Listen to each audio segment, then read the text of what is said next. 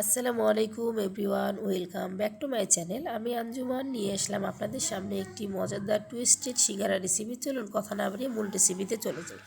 আমি এখানে 3টা আলু আগে থেকে সিদ্ধ করে রেখে দিয়েছিলাম। আমি একটি কাঁটা চামচের সাহায্যে আলুগুলো ম্যাশ করে নিচ্ছি।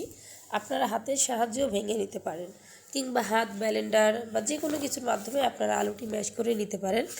দেখুন আমি আলুটি কিভাবে ম্যাশ করে নিয়েছি। এখানে যেন কোনো আলুর দানা না থাকে, অবশ্যই খেয়াল রাখতে হবে।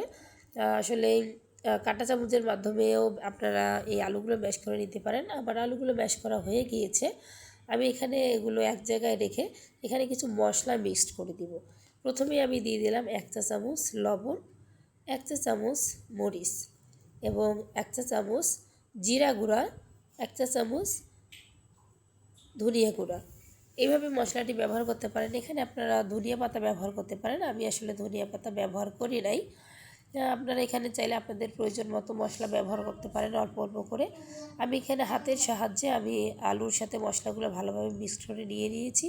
আমি এখানে একটা বোলের মধ্যে আলাদা করে 2 কাপ ময়দা দিয়ে আসলে একটি ডো তৈরি করে নিব। এখানে দিয়ে দিচ্ছি কিছু পরিমাণের কালো জিরা এবং জিরা, আস্ত জিরা, ভাঙা জিরা না। আর দিয়ে দিচ্ছি 1/2 কাপ পরিমাণের সয়াবিন তেল। আমি এটি হাতের সাহায্যে ভালোভাবে আটাগুলো আসলে মিক্সড করে নিব, যেন জিরা, কালো জিরা এবং তেল আটা একসাথে মিক্সড হয়ে যায়। এগুলো একসাথে মিক্সড হয়েছে কিনা কীভাবে বুঝবেন সেটাও আমি দেখিয়ে দিচ্ছি।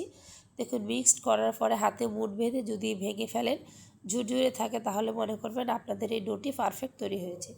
এখন আমি নর্মাল পানি দিয়ে অল্প অল্প করে পানি দিয়ে আসলে একটি ডো তৈরি করে নিব। আপনারা একবারে বেশি পানি দেবেন না, অবশ্যই অল্প অল্প করে এখানে পানি ব্যবহার করবেন, তাহলেই পারফেক্ট একটি ডো তৈরি করতে পারবেন। এই ডোটি অবশ্যই রুটির মতো হবে না, রুটির থেকে একটু ভিন্ন হবে, খুবই সফট হবে এই ডোটি। দেখুন আমি হাতের সাহায্যে কত ভালোভাবে ডোটি তৈরি করে নিয়েছি। এখন আমি এই ডোটি 3 ভাগে ভাগ করে নিব। হাতের সাহায্যে 3 ভাগে ভাগ করে নিচ্ছি। আমি কি পরিমাণের ডোটি রেখেছি আপনারা অবশ্যই দেখে বুঝতে পারছেন। এভাবে আপনারা আপনাদের ডোটি তৈরি করে নেবেন।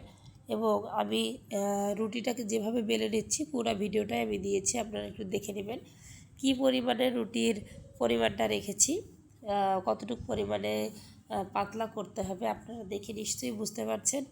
অবশ্যই ভিডিওটা স্কিপ করবেন না, টেনে টেনে দেখবেন না, পুরো ভিডিওটা দেখার অবশ্যই চেষ্টা করবেন। এখানে আমি আগে থেকে আলু এবং মশলাটি মিক্সড করে রাখা যে রেসিপিটা বানিয়েছিলাম, আলুর রুটি বানিয়েছিলাম, সেটা আমি একটি চামচের সাহায্যে রুটির এক পাশটায় দিয়ে দেব এবং টেনে টেনে পুরো এক সাইডটা ভরে দেব। আসলে এটা টুইস্টেড সিঙ্গারাটা খেতে এতটাই টেস্টি, আপনারা অবশ্যই একদিন চেষ্টা করবেন বাসায় বানিয়ে, তাহলে অবশ্যই এর স্বাদ এবং টেস্ট দুটোই আপনারা বুঝতে পারবেন।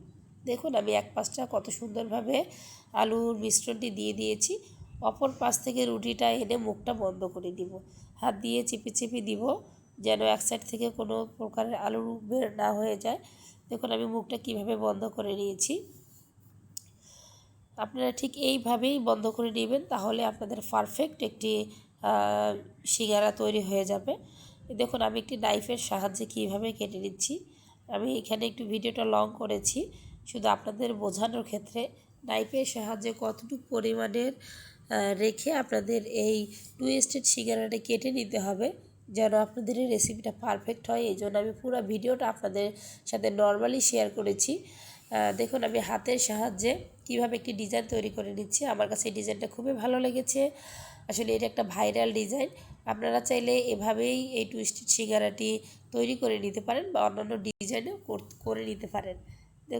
আমি একে একে সবগুলোই করে নিব, কিন্তু আপনাদের কাছে আমি দুটো শেয়ার করছি।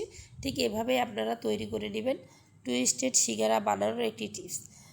দেখুন আমি সিঙ্গারাটি বানিয়ে ফেলেছি, কতটা সুন্দর এবং পারফেক্ট দেখাচ্ছে।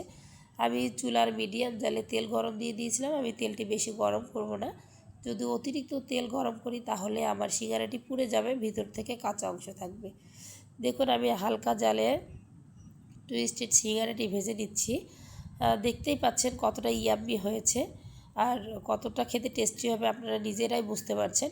যেহেতু আলুটি আমার আগে থেকে সিদ্ধ করা ছিল, এই ক্ষেত্রে হচ্ছে আলুর ভিতরে ভাজা হচ্ছে কিনা এই ব্যাপারে কোনো টেনশন নাই। দেখুন আমি সুন্দর করে যেটা ভাজা হচ্ছে সেটা আমি একটি একটি করে তুলে নিচ্ছি, যেন আমার টুইস্টের সিঙ্গারাটি পারফেক্ট থাকে, কম বেশি না হয়, পুড়ে না যায়। তো কতটা সুন্দর হচ্ছে আর এটা কতটা মুচমুচে হয়েছে, এটা আপনারা অনেক কয়েকদিন সংরক্ষণ করে রেখে খেতে পারবেন ফ্রিজ ছাড়াও। আর অবশ্যই কতটা টেস্ট আমি একটা ভেঙেই দেখাচ্ছি আপনাদেরকে। দেখুন কতটা টেস্টি হয়েছে, আপনারা অবশ্যই কিন্তু একবার ট্রাই করে দেখবেন।